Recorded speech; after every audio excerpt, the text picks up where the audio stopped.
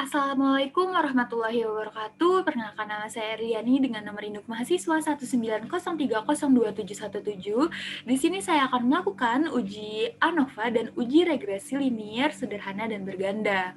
Oke, untuk yang pertama saya akan melakukan uji ANOVA, di mana hipotesis ANOVA-nya sama dengan dan tidak sama dengan, di mana H0 tidak terdapat perbedaan rata-rata semua kelompok, dan H1 terdapat perbedaan rata-rata semua kelompok. Nah, di sini saya sudah mempunyai data untuk uji ANOVA, di mana tingkat ketertarikan terhadap produk sabun muka dengan skala 1 sampai 10.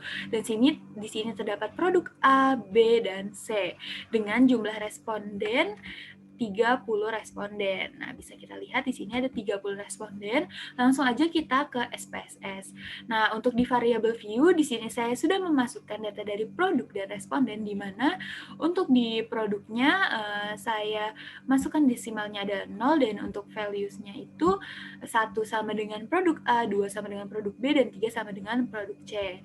Untuk responnya seperti ini saja. Dan untuk di data view juga saya sudah memasukkan data dari produk dan respon yang tadi ada di Excel. Langsung aja kita lakukan uji ANOVA dengan klik Analyze, lalu pilih Compare Means, dan pilih One Way ANOVA. Lalu kita reset dulu, maaf. Kita masukkan respon ke variabel dependent list, dan untuk produk kita masukkan ke faktor, dan kita pilih option, lalu centang deskriptif dan homogen native ovarian stance, lalu kita pilih continue dan oke. Nah, selanjutnya akan muncul output dari uji ANOVA yang telah kita lakukan. Di sini ada tabel deskriptif. Nah, di sini terdapat min dari tiap produk, yaitu produk A dengan nilai rata-rata 4,567 dan produk B dengan nilai rata-rata 6,2667 dan produk C dengan nilai rata-rata 8,0333. Lalu dengan total 6,2889. Nah, terus juga di sini terdapat tabel ANOVA, di mana kita melakukan pengujian dengan menggunakan hipotesis awal yang telah kita buat, apakah terdapat perbedaan dari produk A, B, dan C. Nah, dengan cara apa kita melakukannya? Yaitu dengan cara membandingkan nilai F hitung dengan F tabel. Nah, kita bisa lihat nilai F hitungnya adalah 97,788, dan kita lihat F tabelnya dengan probabilitas 0,005 di DF yang kedua, lalu dengan penyebut 88. Kenapa? Karena 90 dikurang 2 dari 88. Nah, kita bisa lihat di sini berarti nilai F tabelnya adalah 3,10. Nah, kita kembali ke SPSS. Nah, kita bisa lihat di sini F hitungnya adalah 97,788. Berarti nilai F hitung ini lebih besar dari F tabel. Maka dapat disimpulkan dengan menggunakan signifikasi 5%, dapat disimpulkan bahwa H0 ditolak dan H1 diterima. Dan bisa kita lihat terdapat perbedaan dari tiap rata-rata produk A, B, dan C. Oke, selanjutnya saya akan melakukan uji analisis untuk regresi. Nah, untuk uji regresi ini, kita melakukan hipotesis yang sama, yaitu sama dengan dan tidak sama dengan. Untuk H0 ini, variabel independen tidak mempengaruhi variabel dependen, dan untuk H1-nya, variabel independen mempengaruhi variabel dependen. Nah, di sini kita sudah mempunyai data dengan variabel X dan Y, atau dengan variabel speed dan distance. Langsung aja, ini kita buka. Untuk kita buka SPSS-nya. Di sini terdapat di variabel view sudah terdapat variabel speed dan distance, lalu di data view-nya juga sudah terdapat speed dan distance, dan datanya juga sudah saya masukkan sebelumnya dari data yang Excel tadi. Langsung aja kita lakukan uji regresi linier sederhana dengan cara kita pilih Analyze, lalu kita klik Regression dan klik linier. Nah, di sini kita bisa masukkan distance ke variabel dependent dan speed ke variabel independent. Lalu kita pilih statistik dan di sini kita bisa centang confidence interval dengan level 95%. Lalu continue dan oke. Nah, selanjutnya akan tertera output dari regresi linier sederhana. Nah, untuk menjelaskannya saya akan menjelaskan melalui file Word yang sudah saya siapkan. Nah, yang pertama ini ada model regresi linier sederhana, di mana Y sama dengan A ditambah BX, di mana nilai A ini terdapat di output dari koefisien. Nah, untuk A-nya ini terdapat dari nilai konstan dan B ini terdapat dari nilai speed. Nah, untuk A-nya adalah minus 17,631 dan untuk B-nya dengan nilai speed yaitu 3,934. Nah, dikali X yang sudah sesuai dengan rumusnya. Nah, maka dapat disimpulkan model regresi linier sederhananya adalah Y sama dengan minus 17,631 ditambah 3,934X. Nah, untuk selanjutnya adalah kita melakukan kriteria pengujian. Nah, di sini kita membandingkan F hitung dengan nilai SIK, di mana nilai F hitung di sini lebih besar daripada nilai SIK. Maka dapat disimpulkan dengan menggunakan taraf signifikansi 5%, maka H0 ditolak dan H1 diterima. Artinya, terdapat pengaruh yang signifikan antara variabel bebas dengan variabel terikat atau speed mempunyai pengaruh yang signifikan terhadap distance. Seperti itu. Lalu, untuk output model summary ini, di sini kita akan melihat koefisien determinasi dari uji regresi linier sederhana ini, yaitu kita akan melihat berapa banyak X menyumbangkan ke Y atau berapa banyak variabel independen menyumbangkan ke variabel dependent. Nah, bisa kita lihat nih, R square-nya adalah 0,652 atau 6,52%. Nah, maka dapat disimpulkan bahwa variabel independen atau variabel speed ini menyumbang sebesar 65,2% kepada variabel independen atau distance.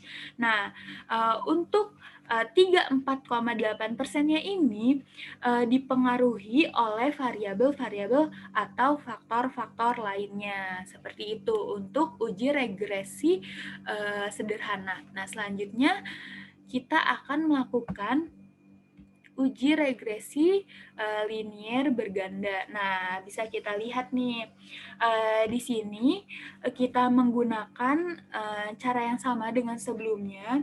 Nah, di uji regresi linier berganda ini kita bisa melihat, kita ingin melihat iklan YouTube, Facebook, dan newspaper ini berpengaruh tidak terhadap penjualan sales.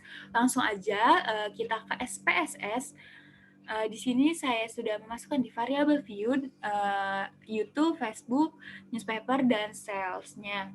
Lalu kita lihat di data view, saya juga sudah memasukkan data-data yang tertera tadi di Excel, di data view ini. Dan langsung aja kita lakukan uji analisis linier berganda. Nah, dengan cara kita klik Analyze, lalu kita pilih Regression, dan kita klik Linear. Lalu di sini kita reset dulu. Dan untuk di Dependent, kita masukkan Sales. Dan untuk di Independent, kita masukkan 3 variabelnya, yaitu YouTube, Facebook, dan newspaper. Sebentar. Oke, langsung aja kita masukkan. Nah, setelah kayak gini, kita klik statistik. Lalu, kita centang confidence intervals dengan level 95%, lalu continue dan oke. Nah, akan muncul output dari regresi linier berganda. Nah, saya akan menjelaskannya lagi melalui Word yang sudah saya siapkan sebelumnya. Oke, untuk regresi linier berganda. Untuk model regresi linier berganda ini Y sama dengan B0 ditambah B1 dikali X1 ditambah sekian lalu ditambah BK dikali XK. Oke, untuk nilai B0 ini kita dapat dari nilai konstan, yaitu 17,567. Dan untuk B2-nya kita dapat dari nilai YouTube, yaitu 0,007. Dan untuk nilai B2 kita dapat dari nilai Facebook, yaitu 0,015. Dan untuk nilai B3 kita dapat dari nilai newspaper, yaitu 0,003. Nah, maka untuk model regresi linear bergandanya itu Y sama dengan 17,567 ditambah 0,007 dikali X1 ditambah 0,015 dikali X2 ditambah 0,03 ditambah dikali X3. Nah, untuk kriteria pengujiannya. Di sini kita melakukan pengujian dari X1, X2, X3 terhadap Y. Untuk output dari ANOVA ini, untuk melakukan pengujian ini dengan cara membandingkan F hitung dengan SIG. Nah, dapat kita lihat di sini nilai F hitung lebih besar dari nilai SIG. Maka dapat disimpulkan variabel independen atau variabel dari YouTube, Facebook, dan newspaper ini memiliki pengaruh yang signifikan terhadap penjualan sales, atau variabel independen ini mempengaruhi variabel dependen. Nah, di sini kita bisa membandingkan iklan YouTube, Facebook, dan newspaper ini dengan nilai SIG. Yaitu dengan cara kita melihat teh hitungnya. Nah, di sini kita bisa lihat nih, YouTube memiliki nilai teh hitung 1,300 dan dengan SIG-nya 0,195.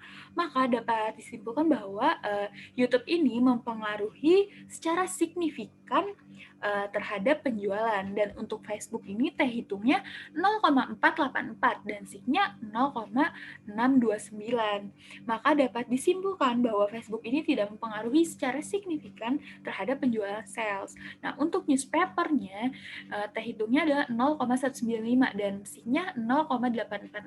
Maka dapat disimpulkan juga bahwa newspaper ini tidak mempengaruhi secara signifikan terhadap penjualan sales. Oke, nih selanjutnya adalah koefisien determinasi. Nah, di sini kita bisa lihat untuk di kolom R square-nya adalah bernilai 0,010 atau hanya 10% dari iklan YouTube, Facebook, dan newspaper yang berpengaruh terhadap penjualan sales. Maka 90% lainnya itu dipengaruhi oleh variabel-variabel atau faktor-faktor lain.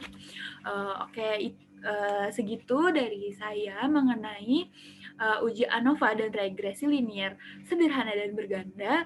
Kurang lebihnya mohon maaf. Wassalamualaikum warahmatullahi wabarakatuh.